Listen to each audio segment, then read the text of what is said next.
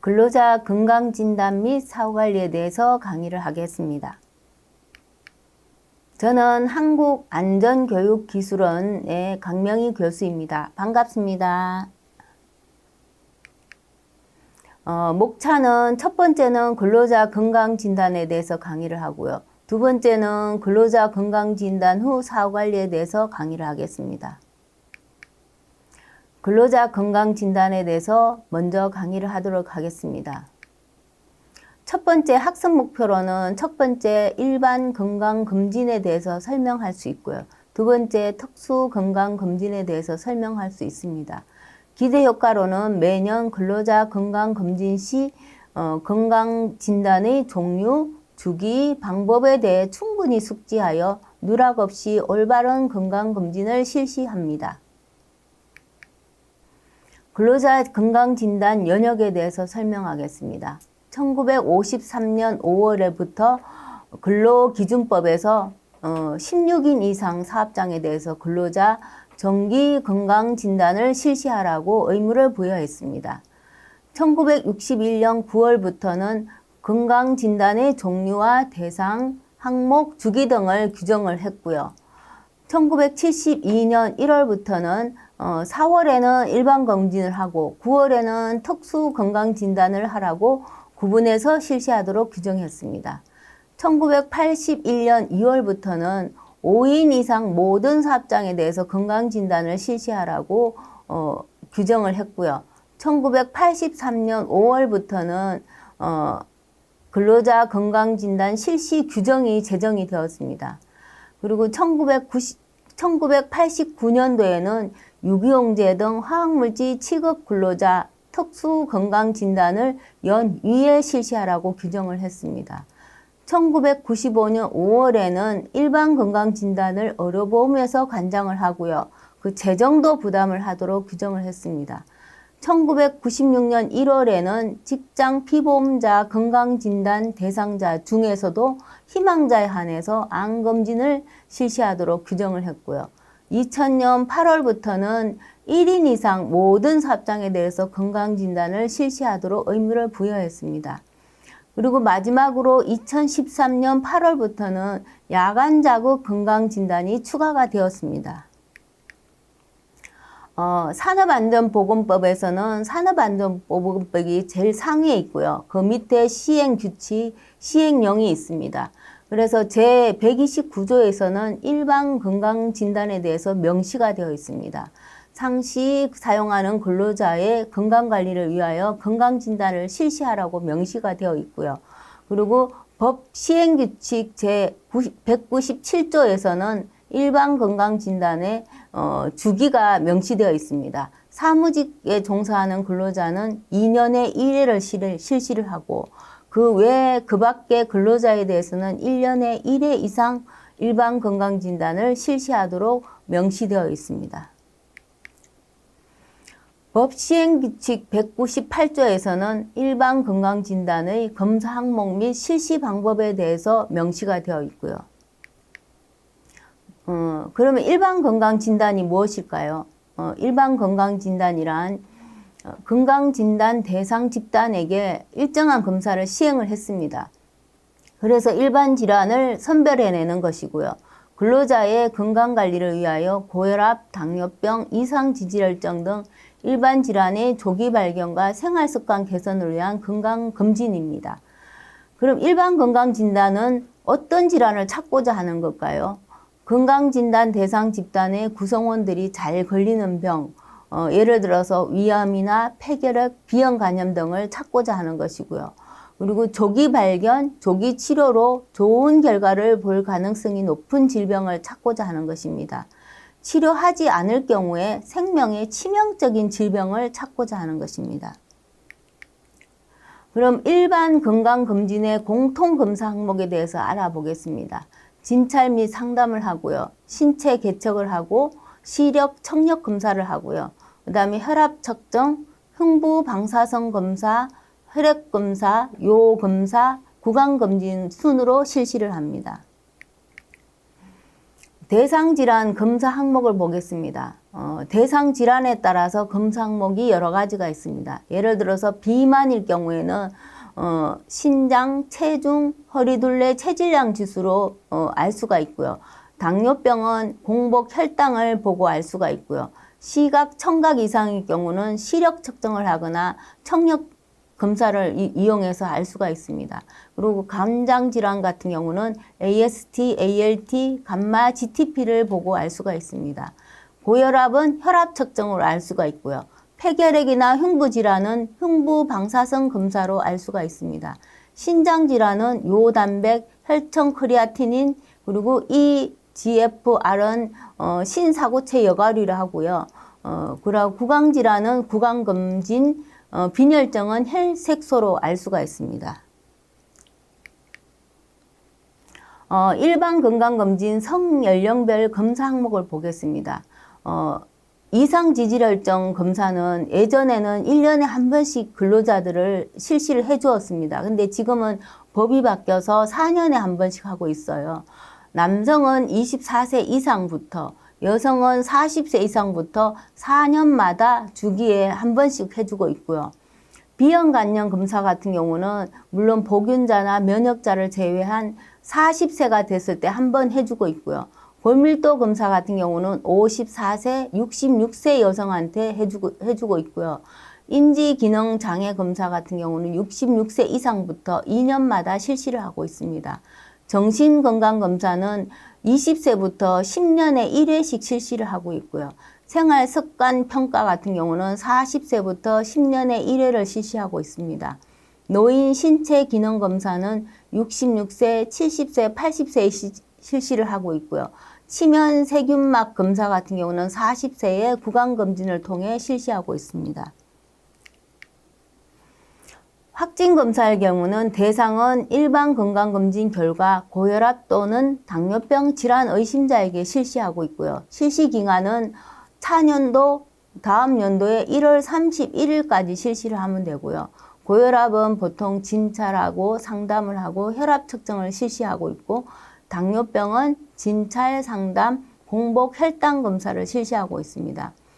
검진 결과 통보서에 지참해서 가까운 병의원을 찾아가시면 검사 비용은 1회 한해서 본인 부담 없이 면제가 됩니다. 그래서 꼭 가보시기 바랍니다. 혹시 이제 고혈압이 있거나 당뇨가 의심되는 근로자는 무료니까요. 꼭 가보시기 바랍니다. 건강검진 시 주의사항에 대해서 말씀드리겠습니다. 굉장히 중요합니다. 어떤 분은 검진하기 전에 밥을 먹어서 당뇨병이 아닌데도 당뇨질환이 나오는 경우가 많았습니다. 그래서 검진 전 주의사항을 잘 지켜서 1년에 한 번 하는 검진을 정상으로 나올 수 있게 잘 하시기 바랍니다. 검진 전날 저녁 9시 이후로는 검식을 꼭 하셔야 되고요. 검진 당일 아침 식사는 물론 물도 물론이고요. 커피, 우유, 담배, 주스, 껌 등 일체 음식을 삼가해야 됩니다. 검진은 되도록이면 오전에 하는 게 좋지만은 오후에 검진을 받아야 되겠다. 어쩔 수 없이 해야 되겠다라고 생각하시면 최소 8시간 이상은 공복 상태를 유지해야 되고요. 그리고 건강진단을 받기 일주일 전부터 음주는 피하셔야 됩니다. 그리고 혈압약을 복용하시는 분은 검식을 하되 꼭 약은 복용을 하시기 바랍니다. 암 종류별 검진에 대해서 알아보겠습니다. 위암은 40세 이상 남녀 중에서 2년 주기로 실시하고 있고요. 대장암은 50세 이상 남녀에 대해서 1년 주기로 실시하고 있습니다. 간암은 40세 이상 남녀 중에서도 간암 발생 고위험군 근로자에 대해서 6개월 한 번씩 하고 있고요. 유방암은 40세 이상 여성에게 2년 주기로 하고 있고, 자궁경부암은 20세 이상 여성에게 2년 주기로 실시하고 있습니다. 폐암은 54세에서 74세 이하의 남녀 중 폐암 발생 고위험군 근로자에 대해서 2년에 한 번씩 실시하고 있습니다. 자세히 들여다보면 위암 검진인 경우에는 40세 이상 남녀 2년에 한 번씩 한다고 했습니다. 그래서 대상자는 정상이 없어도 위내시경 검사를 꼭 받아야 됩니다. 예를 들어서 위내시경 검사를 받을 수 없는 사람이 위장 조형 검사를 실시하게 됐을 경우에 암이 의심된다. 뭐 이러면은 위장 조형 검사를 받으신 분도 꼭 위내시경 검사를 받아서 조직 검사를 받으셔야 되고요. 대장암 검진은 50세 이상 남녀에게 1년에 한 번씩 하는데 제일 먼저 분변 자멸 검사를 거쳐서 대장 내시경 검사를 해야 됩니다. 예를 들어서 대장 이중 조형 검사로 대체를 한 경우에는 대장에 용종이 있다거나 암이 의심된다거나 이런 분들은 다시 대장 내시경 검사를 꼭 하셔야 되고 조직 검사를 실시해야 됩니다. 간암 검사는 보통 40세 이상 고위험군에 한해서 1년에 2번씩 하고 있습니다. 그래서 그분들한테는 간 초음파 검사를 하고요. 그 다음에 혈청 알파 태아 단백 검사를 실시하고 있습니다. 고위험군이란 무엇일까요? 강변변증이 있다든가 B형 간염 바이러스 항원 양성인 분, 아니면 C형 간염 바이러스 항체 양성이신 분과 그리고 B형 또는 C형 간염 바이러스에 의한 만성 간질환 환자가 고위험군 기준입니다. 폐암 검사는 54세에서 74세 남녀 중에서 30년 이상 흡연을 하고요. 현재도 흡연을 하고 계신 분이 해당이 되고요. 그리고 폐암 발생 고위험군은 2년마다 한 번씩 검사를 실시합니다. 저설량 흉부 CT 검사를 거쳐서 검진 결과가 나오면 사후 상담과 검연 상담을 실시하고 있습니다. 여성암 검진 중에서는 유방암 검진과 자궁경부암 검진이 있습니다. 유방암 검진은 40세 이상 여성에게 2년마다 실시를 하고 있습니다. 예를 들어서 무증상이고 초기 유방암을 발견할 수 있는 거는 유방암 검진밖에 없죠. 아무래도요. 그래서 꼭 2년에 한 번씩 유방암 촬영 검사를 하시는 게 좋고요.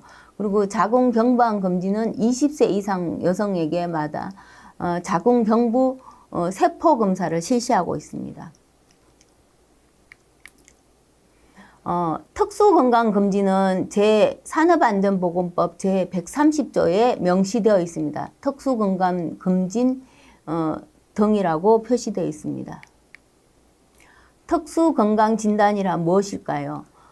특수건강진단 대상 유해인자가 노출되거나 예를 들어서 소음, 분진, 중금속, 유기용제 등에 노출되거나 아니면 야간 작업에 종사하는 근로자 또는 근로자 건강진단 실시 결과 직업병 유소견자로 판정받은 후 작업 전환을 하거나 작업 장소를 변경하고 직업병 유소견 판정의 원인이 된 유해인 요인에 대한 건강진단이 필요하다는 의사의 소견이 있는 근로자의 건강관리를 위하여 실시하는 건강진단입니다.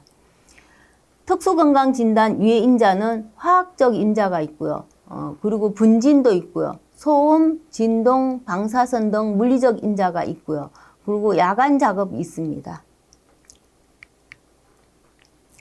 특수건강진단이라고 하는 것은 특수건강진단 대상 유해인자에 노출되는 업무에 종사하는 근로자의 건강관리를 위하여 사업주가 실시하는 건강진단입니다. 배치적 건강진단이라고 하면 특수건강진단 대상 업무에 종사할 근로자에 대해서 배치 예정 업무에 대해서 적정성 평가를 위해서 사업주가 실시하는 건강진단입니다. 수시건강진단이라는 것은 이제 특수건강진단 대상 업무로 인해서 유해인자에 대한 여러 가지 증상이 나타나는 거죠. 천식이라든가 피부염 이런 건강장애를 의심케 하는 증상을 보이거나 의학적 소견이 있는 근로자에 대해서 사업주가 실시하는 건강진단입니다. 임시건강진단은 특수건강진단 대상 유해인자는 물론 기타 유해인자에 대해서 중독의 여부나 질환의 이완 여부나 아니면 질병의 발생 원인들을 확인하기 위하여 법 제131조 1항 규정에 의한 지방노동강서장의 명령에 따라서 사업주가 실시하는 건강진단입니다. 특수건강진단의 실시 및 시기 및 주기를 보겠습니다. 제일 먼저 근로자를 채용하면 배치 전은 무조건 실시를 해야 되고요. 배치하기 전에 배치전을 실시를 하고요. 그런 다음에 이제 업무에 배치를 시켜서 그 다음에 배치 후 검진과 특수건강진단의 주기를 보시고 근로자들을 이제 특수건강검진을 실시해야 됩니다. 한 예로는 제가 이제 보건관리 대응을 할 때 제약단지를 많이 맡았습니다. 그래서 제약단지의 실험실 같은 경우는 거의 이제 벤젠 같은 걸 많이 취급하기 때문에 특수건강검진을 꼭 1년에 2번씩 항상 그 검진 차량이 가서 했던 기억이 납니다. 첫 번째 보면 NN-디메틸 아세트 아미드라는 물질이 있고요. 디메틸 포름아미드가 있습니다. 요거는 이제 배치 후가 1개월 이내 해야 되고요. 그 이후로는 특수검진이 6개월 주기로 이루어져 있고요.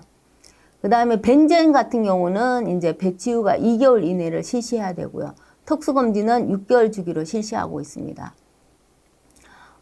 세 번째는 1122 테트라클로로에탄이라는 물질이 있고요. 사이화탄소라든가 아크릴로 니트릴이라든가 염화비닐이 있는데 요거는 배치 후가 3개월 이내에 실시하고요. 특수검진은 6개월 주기입니다.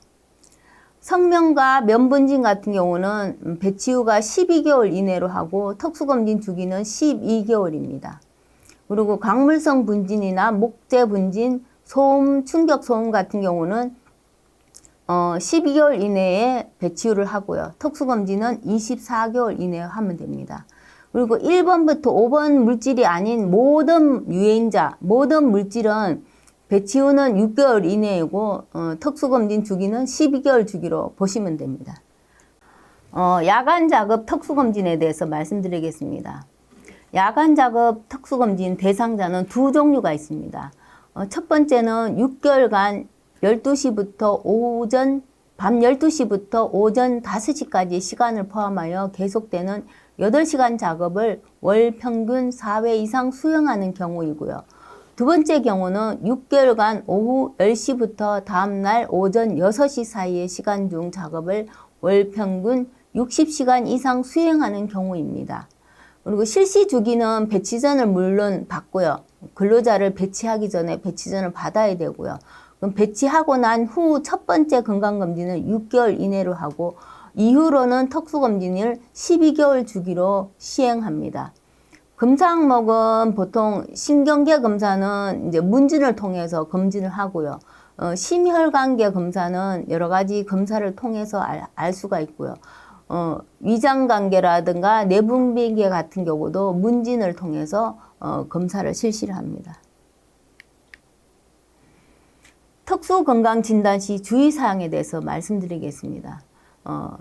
청력 검사일 경우는 최소 14시간 동안 작업하지 않은 상태에서 검사를 해야 되고요. 그리고 소변 검사는 생물학적 검사를 위해서 소변 채취 시기를 준수를 해야 됩니다.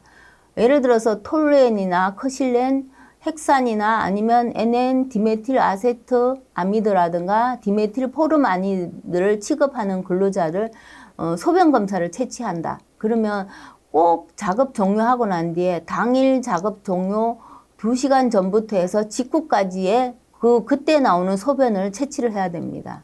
그리고 예를 들어서 트리클로로 에틸렌이라든가 111 트리클로로 에틸렌, 퍼클로로 에틸렌이라든 이런 물질을 취급하는 근로자에게 소변을 채취할 때는 주말 작업 종료 시 목요일이나 금요일 또는 연속 작업의 작업 종료 2시간 전부터 직후까지의 소변을 채취를 해야 됩니다.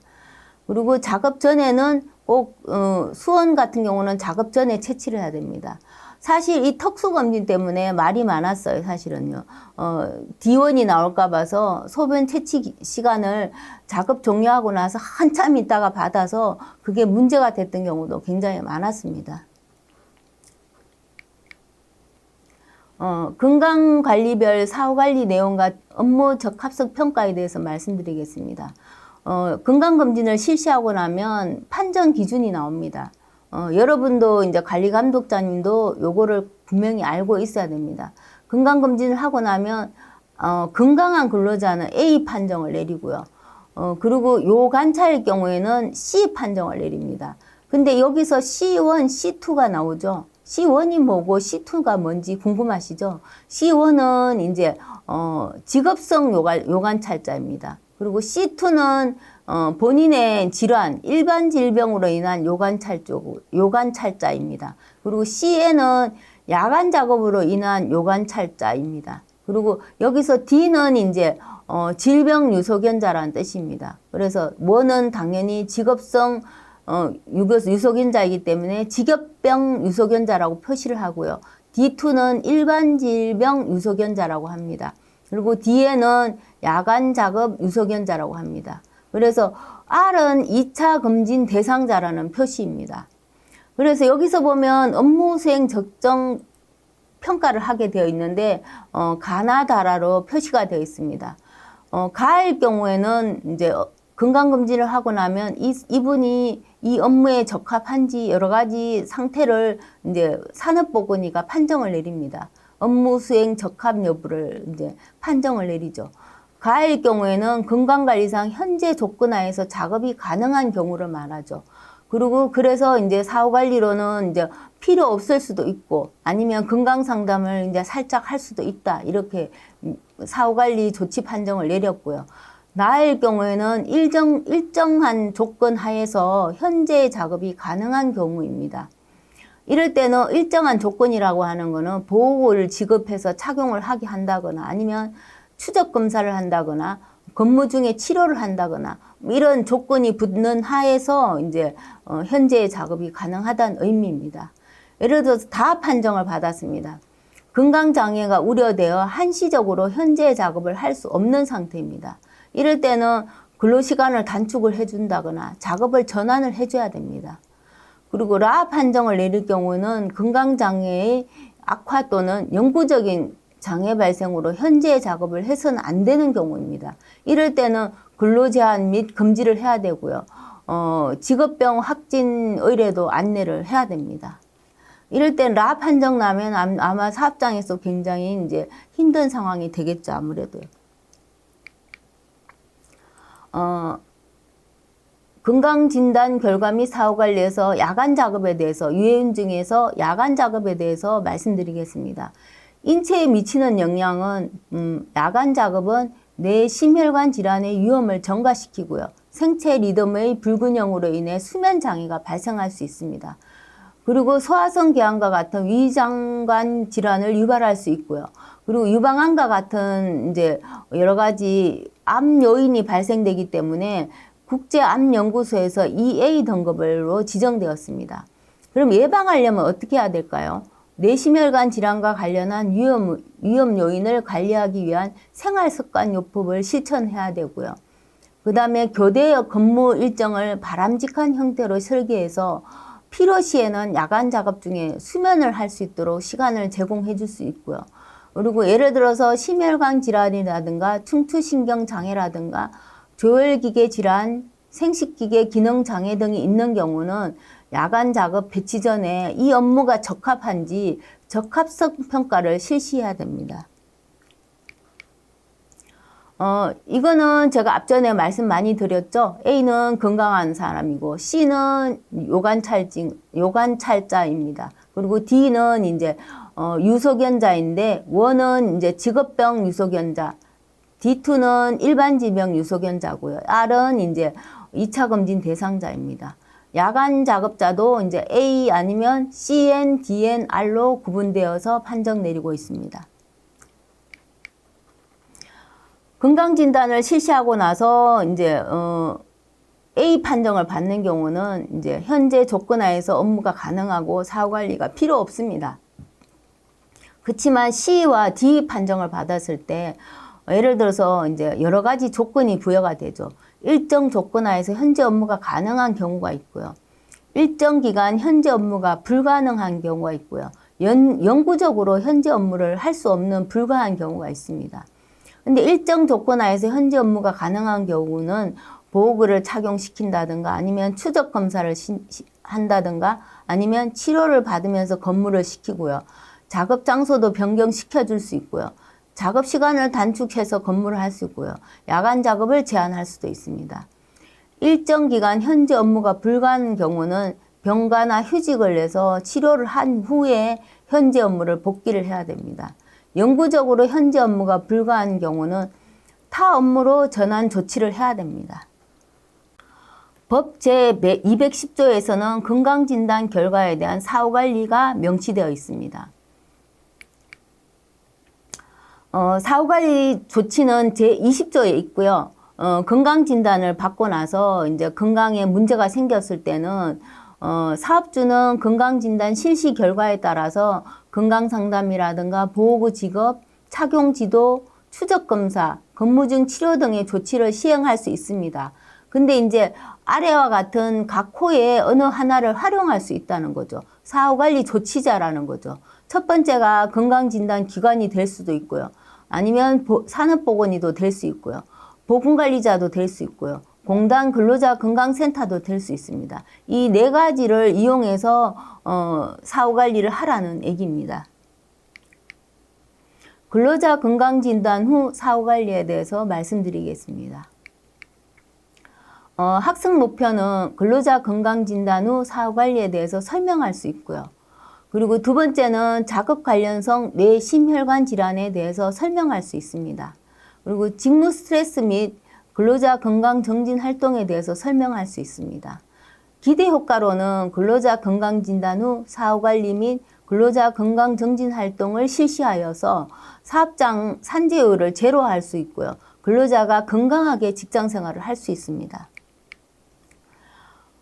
자극 관련성 뇌심혈관 질환에 대해서 말씀드리겠습니다. 뇌심혈관 질환이라는 것은 뇌혈관 질환과 심혈관 질환을 합한 합성어입니다.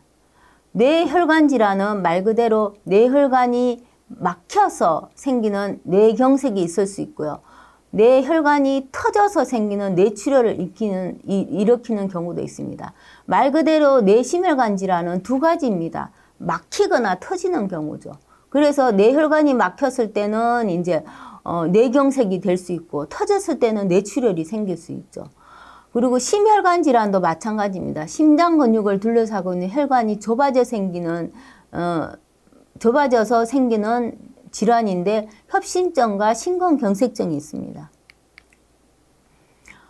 여기서 뇌졸중이라고 하는 것은 뇌에 혈액을 공급하는 혈관이 막혀서 뇌경색이 생기거나 터져서 뇌출혈이 생기는 경우인데 이럴 경우에 이제 사망이 이를 수도 있고요. 예를 들어서 뇌 손상으로 인한 건강장애가 생길 수도 있습니다. 이건 무슨 말이냐면 갑자기 환자가 평소에 지병이 있는데 스트레스를 그날 많이 회의하다가 스트레스를 많이 받았어요. 그래서 쓰러졌습니다. 그러면 골든타임인 4, 5분을 잘 지켜서 환자를 구할 수 있다면 사망까지 안 가고 신체 장애까지 가지 않게 될 수 있지만은 그 골든타임을 놓쳤을 때는 사망과 신체 장애가 동반됩니다. 뇌졸중은 보통 우리나라 사망 원인의 4위를 차지하고 있고요. 뇌혈관 질환이 4위를 차지하고 있습니다. 뇌졸중이 생겼을 때 위험 요인은 평소에 당뇨가 있다거나 고혈압이 있다거나 이상 지질 혈증이 있을 때는 위험 요인이 있고요. 그 외에도 이제 흡연을 한다거나 아니면 과체중이다거나 신체 활동 부족으로 인해서 운동 부족이 있을 때 뇌졸중의 위험 요인입니다. 뇌졸중 초기 증상은 보통 갑작스럽게 심한 두통이 날 수가 있습니다. 그리고 갑작스럽게 언어장애가 있을 수 있고요. 어지럼증이나 구토도 날 수 있고요. 시야가 갑자기 한쪽 눈이 잘 안 보일 수가 있습니다. 그리고 한쪽 눈이 마비가 될 수도 있고 여러 가지 한쪽 다리나 팔 부분이나 여러 기관들이 마비가 될 수가 있습니다. 그래서 뇌졸중 초기 증상이 있을 때는 빨리 119에 신고해서 어떠한 조치를 취해야 합니다. 그래서 4, 5분 이내에 골든타임을 놓쳤을 때는 사망하거나 큰 장애를 남길 수가 있습니다. 그래서 증상이 발견되면 최대한 빨리 큰 병원으로 응급실로 가야 됩니다. 그리고 119를 눌러야 되고 응급실에 바로 가셔야 됩니다. 골든타임을 놓쳤을 때는 이분은 살아도 산 게 아니고 그냥 싱글인간 상태가 됩니다. 심혈관 질환에 말씀드리겠습니다. 심혈관 질환은 허혈성 심장 질환이라고 하고요. 관상동맥에 동맥경화가 발생하여 혈관이 좁아지는 병입니다. 그래서 말 그대로 협심증, 심근경색증이 두 가지가 있는데요. 협심증은 관상동맥의 부분적으로 막힘으로써 흉통이 발생되고요. 심근경색증은 관상동맥이 완전히 막혀서 순간적으로 심장 근육의 괴사로 불가역적 변화가 발생됩니다. 말 그대로 꽉 막혀버려서 그냥 쓰러지는 거죠. 그래서 골든타임을 놓치면 큰일 나는 경우인 거죠. 심혈관 질환은 심근경색이 있는데 심장 근육에 혈액을 공급하는 혈관인 관상동맥이 혈전에 의해서 갑자기 꽉 막혀버립니다. 그래서 심장 근육이 죽어 사망에 이르게 되는 질환입니다. 그래서 심장질환은 우리나라 사망 원인의 제2위를 차지하고 있습니다. 심혈관 질환 중에서 심근경색증의 위험 요인은 당뇨병, 고혈압, 이상 지질혈증이 있고요. 흡연, 과체중, 신체활동 부정이라든가 심뇌혈관 질환 가족력이 있는 경우에는 위험 요인입니다. 심근경색증의 주요 증상에 대해서 말씀드리겠습니다. 호흡곤란이 올 수가 있고요. 아니면 식은땀, 구토, 현기증이 나고 갑작스러운 가슴 통증이 일어납니다. 쑤시고 막 칼로 찌르는 듯이 아픕니다. 그리고 통증이 목이나 왼팔로 뻗치는 경우입니다. 그래서 전조 증상으로는 흉통이나 식은땀, 호흡곤란, 메스꺼름이 발견되죠. 그래서 응급처치로는 무조건 119에 빨리 신고해야 됩니다. 가서 얼른 이제 스탠드 시술을 하고 어떤 의학적 조치를 취해야 되니까요. 그래서 119에 신고를 하고 그리고 환자를 편안한 자세로 앉게 한 다음에 니트로글리세린을 혀 밑에 서서히 녹여서 복용을 합니다. 만약에 없을 때는 어쩔 수가 없는 거죠. 하지 말아야 할 것은 뇌졸중 환자 혹은 의식이 저하된 환자에게 물이나 음식, 약재 등을 먹이지 않는 게 좋고요. 니트로글리세린은 보통 3회 이상 투여하지 않습니다. 뇌심혈관 질환 관리의 필요성에 대해서 말씀드리겠습니다. 기초질환인 뇌심혈관 질환은 보통 기초질환인 고혈압, 고지혈증, 당뇨 등의 높은 유석연료를 보이기 때문에 반드시 예방관리하려면 고혈압, 고지혈증, 당뇨 질환이 없어야 됩니다.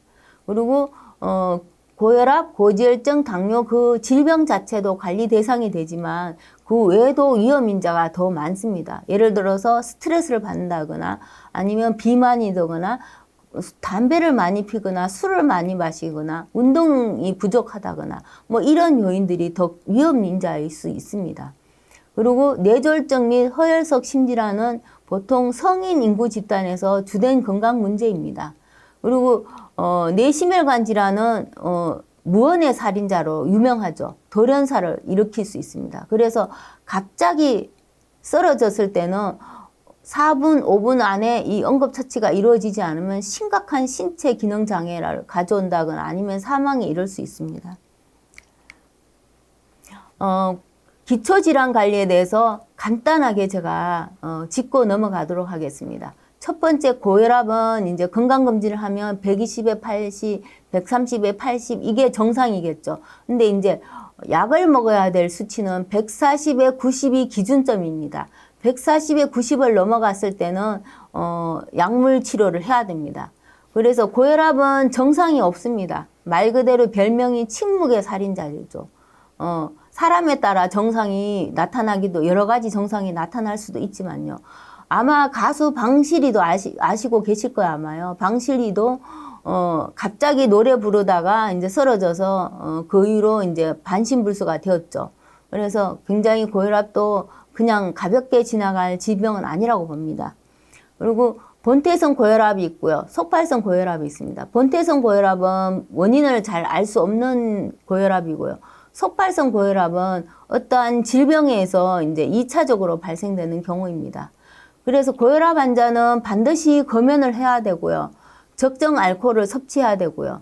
소금은 섭취를 제한해서 저염식으로 짜지 않게 드셔야 되고요. 제철 과일이나 야채를 충분히 섭취를 해 주셔야 되고요. 그리고 적정 체중 유지는 무엇보다 중요합니다. 그러려면 규칙적으로 운동도 해줘야 되고요.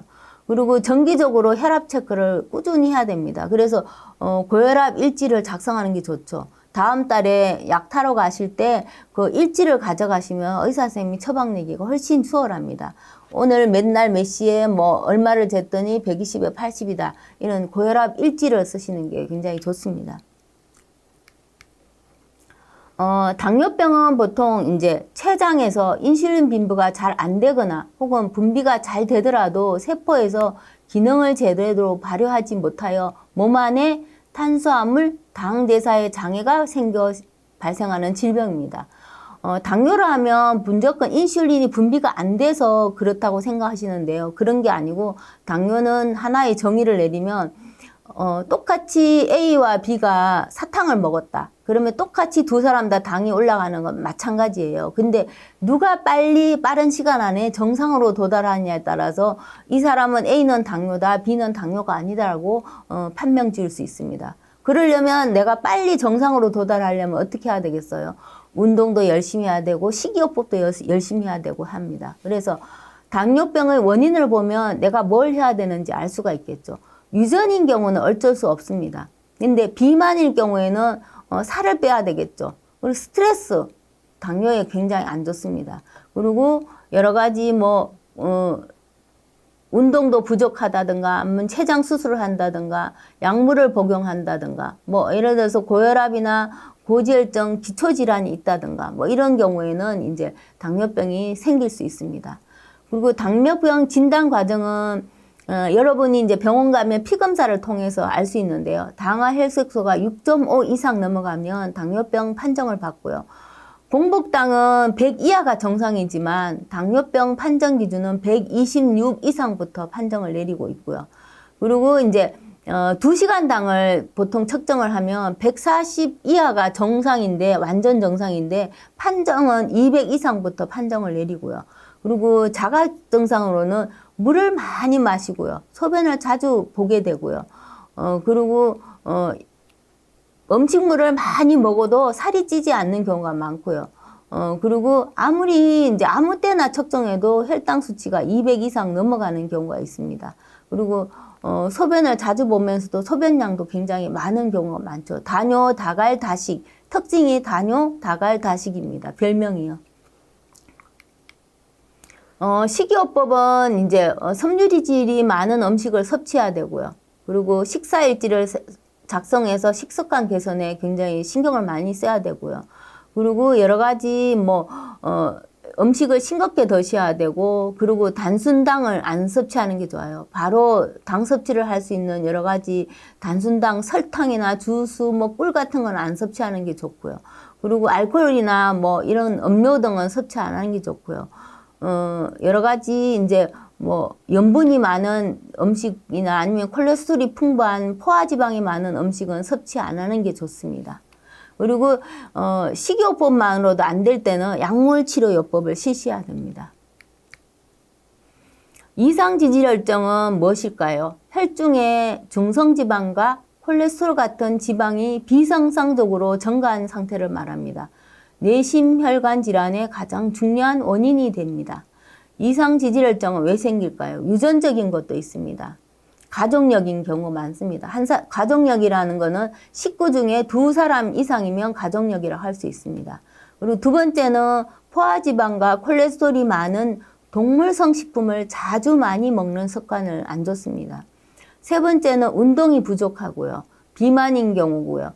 그리고 고령인 경우하고 흡연, 음주를 많이 하는 경우에 이상지질혈증이 많이 생깁니다. 그리고 네 번째는 당뇨병, 신장질환 등 기타 질환으로 인해서 2차적으로 이상지질혈증이 발생됩니다. 이상지질혈증의 식이요법은 먼저 이제 포화지방이 많은 식품은 섭취 안 하는 게 좋고요. 그리고 콜레스테롤이 많은 음식은 냉장고에 이렇게 크게 붙여놓고 섭취 안 하시는 게 좋아요. 계란, 오징어, 새우 여러 가지 많습니다. 그리고 섭취해야 될 음식은 주로 이제 통곡, 잡곡을 많이 섭취하고 등푸른 생선을 많이 섭취하는 게 좋고요. 채소, 과일을 많이 섭취하는 게 좋습니다. 뇌심혈관 질환은 예방관리에는 일단은 기초질환 관리를 해야 됩니다. 고혈압, 고지혈증, 당뇨 요 세 가지 질환이 없어야 됩니다. 이 세 가지 질환만 없다고 하면 아마 여러분들은 100살까지 사는데도 아무 문제가 없고 건강하게 사실 수가 있습니다. 그래서 기초질환 관리를 잘 하셔야 되고요. 그 다음에 생활습관 개선 프로그램을 제공을 해야 됩니다. 사업장에서는. 예를 들어서 검연 프로그램, 영양 프로그램, 절주 프로그램 뭐 이런 것들을 프로그램을 운영을 해서 많이 제공을 해야 되고요. 업무 적합성 평가 및 근무상의 조치를 취해야 됩니다. 예를 들어서 이제 야간 특수검진을 했을 때 DN이 나왔습니다. 어떤 근로자가요. 제가 한 사례를 말씀드리는데요. 근데 그분은 하루에 2번씩 약을 먹어도 혈압이 안 떨어집니다. 야간 근무가 안 맞다는 얘기인 거죠. 그래서 업무 적합하지 않다는 거죠. 그래서 이분은 야간 근로를 빼는 게 낫다고 제가 말씀드린 적이 있습니다. 사업장의 예방 및 관리는 예방으로는 뇌심혈관 질환 위험군을 파악을 했어요. 건강진단 및 사후관리를 해야 되고요. 그런 다음에 뇌심혈관 질환 발병 요인들 평가를 해서 사후관리를 합니다. 근데 이제 요즘은 건강검진센터에서 이제 건강검진을 할 때 근로자 개인별로 키, 몸무게, 나이, 뭐 여러 가지 식습관 이런 게 다 조사가 들어가기 때문에 뇌심혈관 질환 발병 위험 평가는 그냥 자동 출력이 되는 경우가 많아요. 그냥 사업장에 요청을 하시면 건강검진센터에서 주거든요. 이 자료를 가지고 사후관리를 하면 굉장히 좋습니다. 그래서 여러분 관리자님께서도 건강검진센터에 요청을 해서 발병위험도 평가를 달라고 해주세요. 그리고 관리 방안으로는 뇌심혈관 질환에 대한 건강교육을 실시를 하고요. 그러고 이제 건강정진 사업을 추진해야 됩니다. 예방 및 관리에서는 자기 혈관 숫자 관리를 잘해야 됩니다.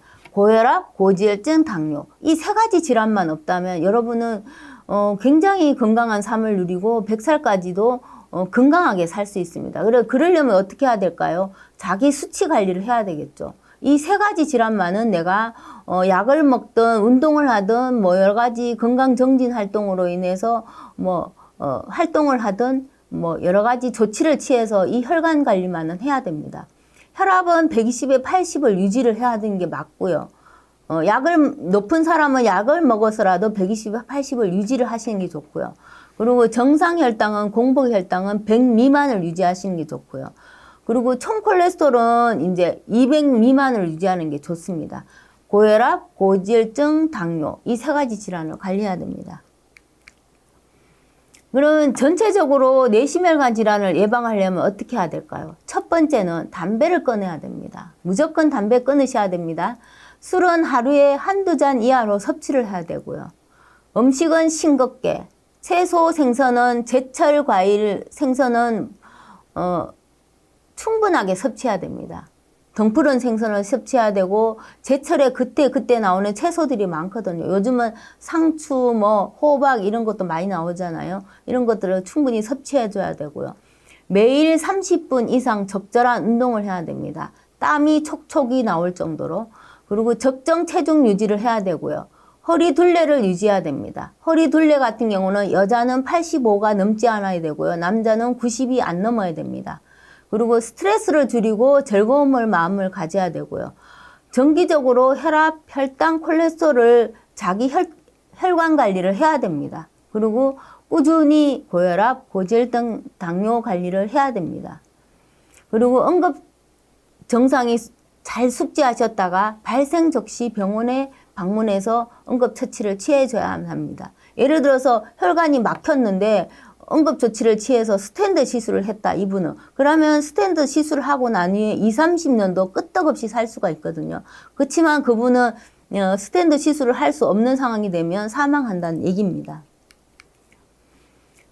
스트레스 관리에 대해서 말씀드리겠습니다. 스트레스는 외부 자극이나 변화에 대한 개인의 반응 또는 적응입니다. 그래서 생체에 가해지는 정신적, 육체적 자극에 대해서 체내에 일어나는 생물 반응입니다. 스트레스에 대한 인체 반응에서는 첫 번째 경고 반응에서는 교감신경계가 흥분할 수 있고요. 저항 단계에서는 무심 피질 호르몬 및 스트레스 호르몬이 발생됩니다. 소진 단계에서는 신체적 방어 붕괴에 대해서 신체적 정후가 나타납니다.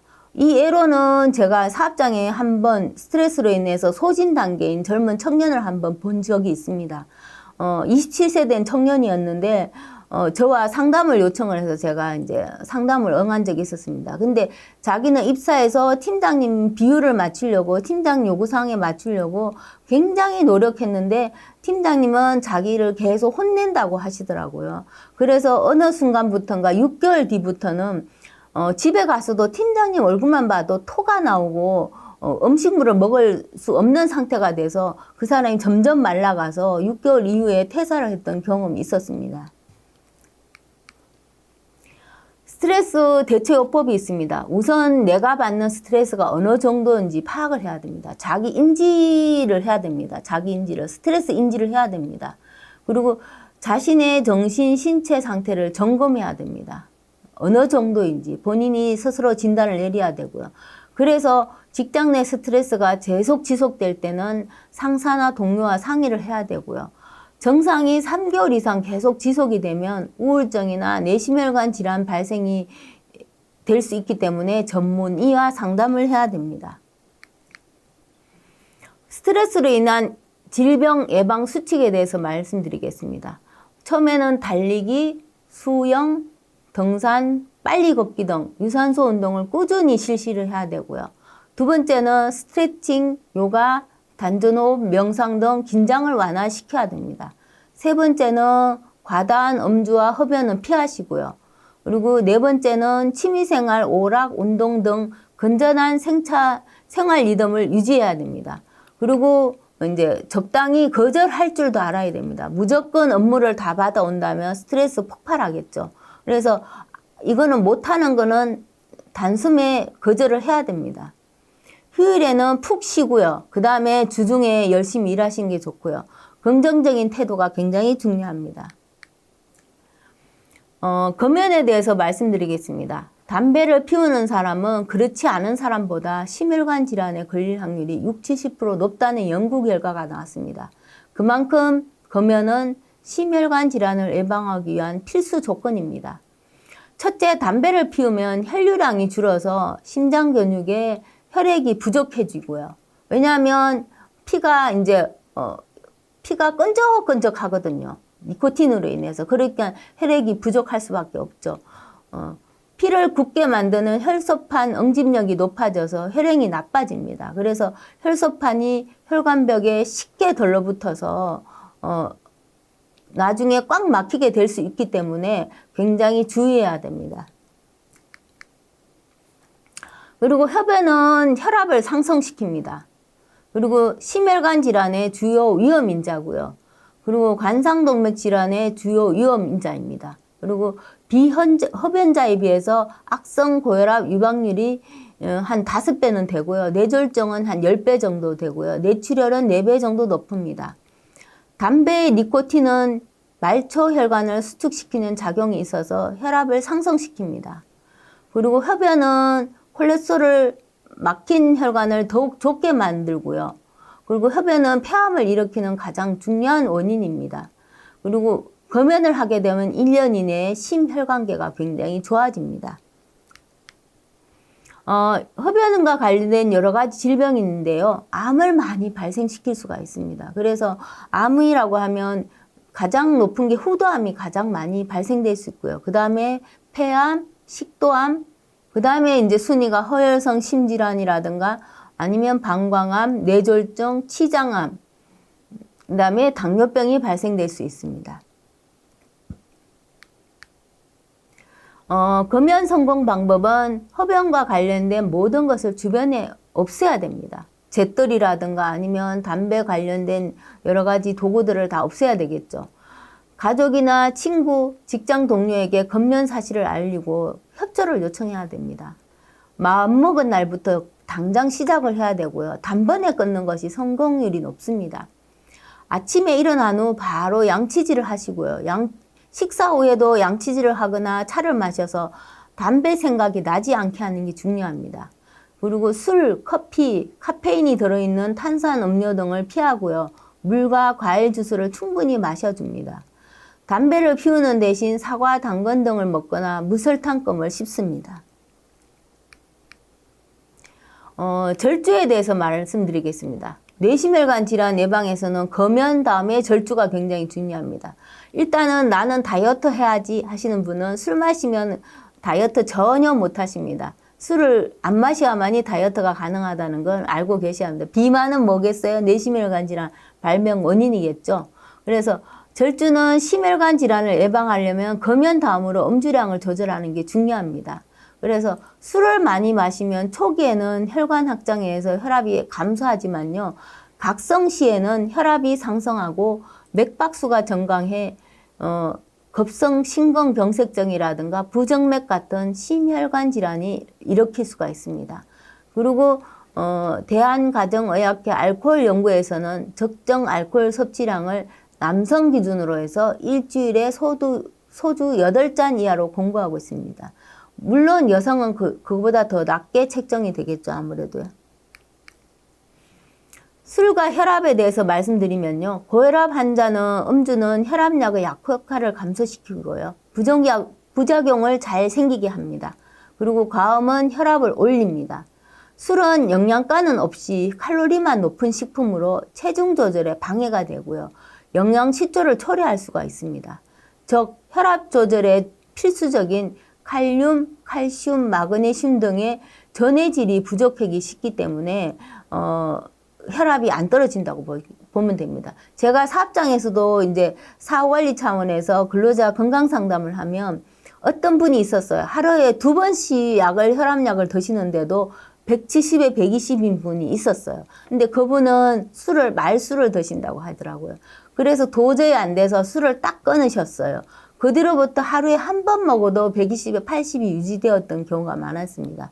여기서 칼륨, 칼슘, 마그네슘이 뭐냐면 혈압을 조절하는 여러 가지 필수적인 요인입니다. 근데 요게 이제 감소가 되면 혈압 조절이 어렵겠죠. 아무래도요. 그리고 매일 음주하는 것은 폭음보다 더 나쁩니다. 운동도 심혈관 질환을 예방하는 데 큰 도움이 되고요. 그리고 적절한 신체 활동은 혈압과 혈당을 낮추고 체중을 줄여서 심혈관 질환 사망 위험을 낮춘다고 알려져 있습니다. 그리고 심혈관 질환을 예방하려면 1회 30분 정도씩 주 5회 이상 꾸준히 운동을 하셔야 됩니다. 땀이 날 정도로 운동을 해야 되고요. 그리고 땀이 날 정도로 빠르게 걷거나 자전거 타기 등 조깅 등을 추천합니다. 식습관의 근로자 건강장진 활동에서 식습관에 대해서 말씀드리겠습니다. 심혈관 질환을 예방하려면 건강에 나쁜 식습관을 멀리하고 건강에 도움이 되는 식습관을 실천해야 합니다. 먼저 짜게 먹으면 혈압이 높아지고요. 싱겁게 드셔야 됩니다.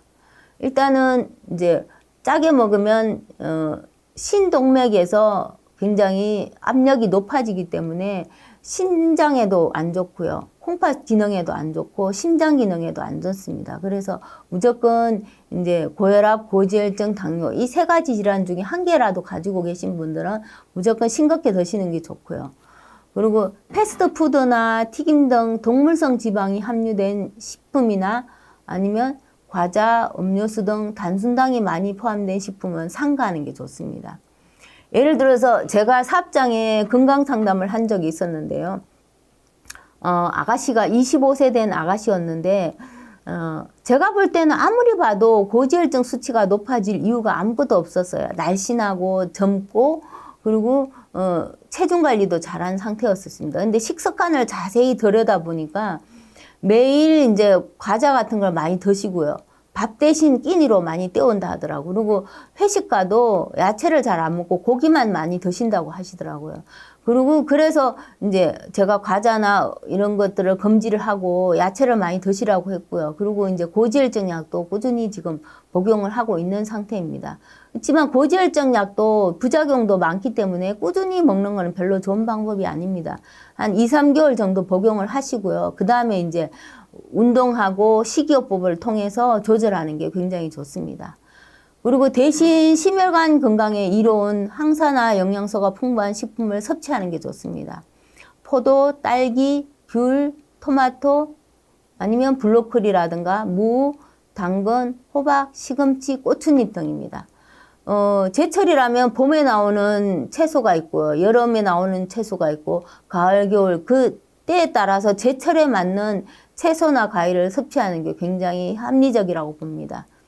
그리고 혈중 중성지방을 낮추는 고등어, 삼치 같은 덩푸른 생선은 자주 섭취하는 게 좋습니다. 왜 그러냐면 이 고혈압, 고지혈증, 당뇨는 어차피 혈관 질환입니다. 혈관이 튼튼해야만이, 근육이 많아야만이 터지지 않겠죠, 아무래도요. 그러려면 어떻게 해야 되겠어요? 꾸준하게 단백질 섭취를 해줘야 됩니다. 이왕이면 동물성 단백질보다는 식물성 단백질이 좋겠죠. 고등어, 삼치, 덩푸른 생선같이 고단백 생선을 드신다는 게 굉장히 좋을 것 같아요. 중성지방도 낮추고 단백질 섭취도 하고요. 그래서 혈관 관리를 위해서도 단백질 섭취는 꾸준히 섭취하는 게 좋습니다. 지금까지 근로자 건강진단 및 사후관리 교육을 잘 시청하셨나요? 그럼 퀴즈를 통해 다시 한번 내용을 복습해 보도록 하겠습니다. 지금부터 간단한 퀴즈 5문제를 함께 풀어보겠습니다. 문제가 출제되고 정답은 10초 뒤 공개됩니다. 10초 동안 곰곰이 생각해보고 정답을 맞춰보시길 바랍니다. 일반 건강검진 공통검사 항목과는 거리가 먼 것은 1번 시력 청력 검사 2번 흉부방사선 검사 3번 혈액 검사 4번 위내시경 검사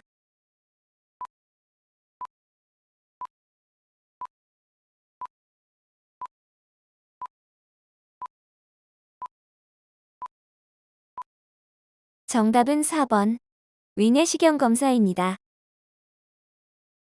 건강검진 시 주의사항에서 거리가 먼 것은 1번 검진 전날 저녁 9시 이후로는 금식을 한다.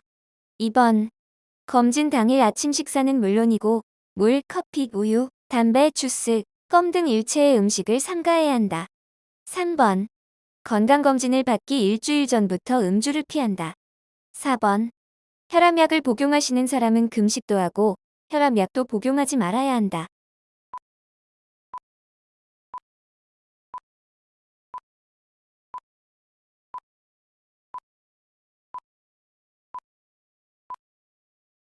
정답은 4번. 혈압약을 복용하시는 사람은 금식도 하고 혈압약도 복용하지 말아야 한다입니다.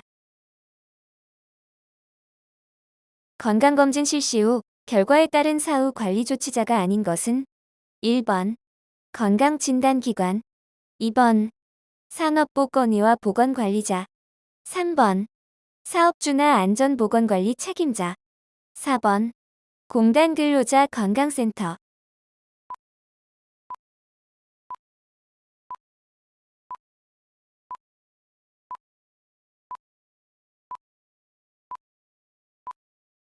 정답은 3번 사업주나 안전보건관리 책임자입니다.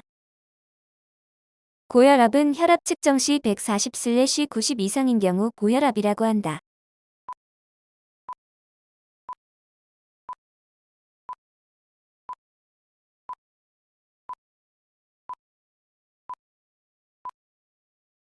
정답은 1번 5입니다.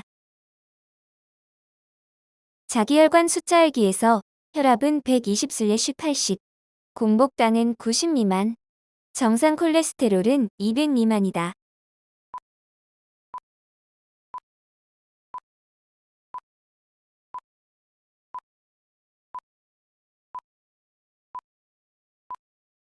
정답은 2번 X입니다.